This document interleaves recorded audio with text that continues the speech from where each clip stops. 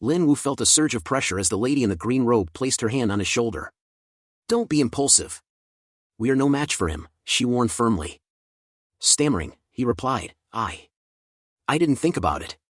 Then, clearing his throat, he added, "Well, it's really not the right time for a conflict with him." She nodded, her voice calm but urgent. "Let's go. Be careful, and don't let him spot you." The monster sneered, "Stop struggling, kid. We're both in the supreme realm, but my cultivation surpasses yours." Glaring, he retorted, "Just a beast. How dare you speak so arrogantly?" Preparing to strike, he shouted, "Today, I'll show you that realm doesn't decide victory." A blinding light flashed, and the monster staggered back, its teeth shattered. Writhing in pain, it thought, "Are all the young men in the upper world this terrifying?"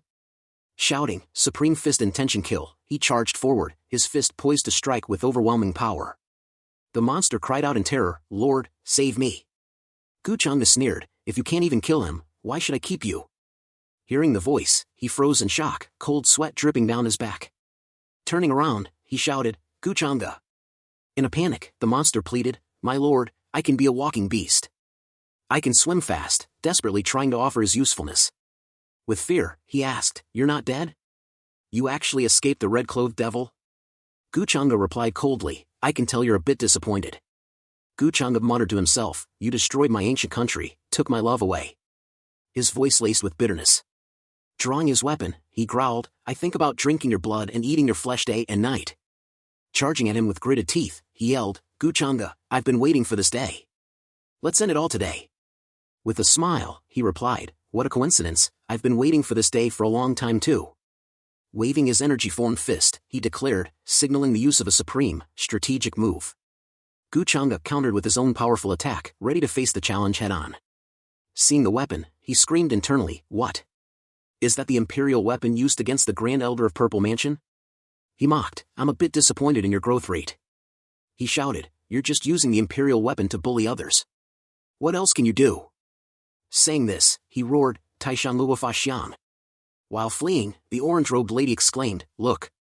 That blue-haired young man can summon a Dharmakaya too." The brown-robed man added, "Is this the standard strength of top geniuses in their upper world? Even Lin Wu struggles to do this." He thought, if all the young geniuses of the upper realm are at this level, the 8 desolations in 10 territories. Both prepared themselves, ready to clash for round 2. Gu waved his hand and said, "What can I do?" "Chuao, has all the praise blinded you to the real world?"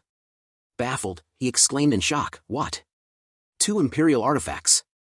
Seeing the situation, one on the right said, "Just despair, your strength isn't enough." The other laughed and added, "Why do you think we recognize him as master?" He shouted, "Gu Changda, I won't accept this. I won't obey." But it was in vain, as his weapon pinned him down. The monster, feeling the pain, muttered, "Accidental injury." Watching from a distance, the brown-robed man said in fear, "Killing the Supreme like a chicken."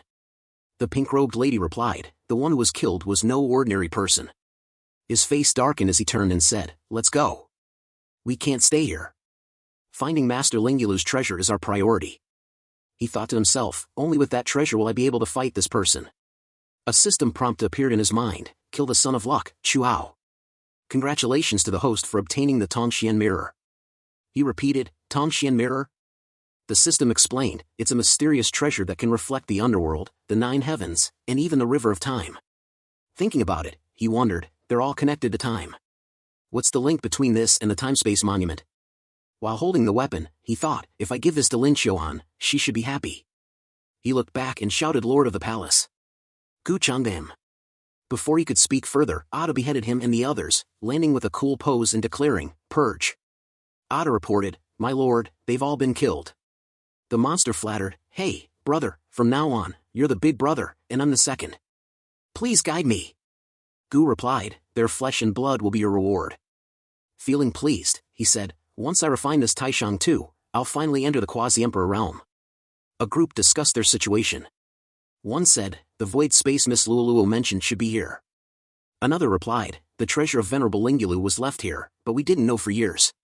A gray-robed man observed, "What we lack is not talent, but top-tier power. Another treasure could tip the scales in our favor. I hope Lin Wu and the others succeed." Green Granny added, "Monks from another world are sneaking in here too." The red-haired man thumped his chest, saying, "What's there to fear? I'll destroy them all. She paused, gazing ahead and said, someone is coming. The red-haired man shouted, who is this? Hiding your head and showing your tail. Come out. The purple-robed man, Taishan Cave Heaven Song Yunfei, smiled and said, quite perceptive, it knows of our existence. Another man coldly scoffed, humph, a bunch of country bumpkins. Red-hair man said you are seeking death. The man retorted, aren't you just country bumpkins? Laughing, he added, did I hit a sore spot? You frogs in the well of the 8 desolate lands and 10 regions. Another man snapped, what did you say? And the girl, Granny Green, urged, let us act and destroy them. Waving her hand, she used telepathy, saying, don't be impulsive. We haven't found the green radish yet, don't complicate things. The red-haired man replied, well, they're lucky. He said in bewilderment, huh? They ran away? The purple-robed man replied, it seems they have ulterior motives and are probably avoiding us while searching for something.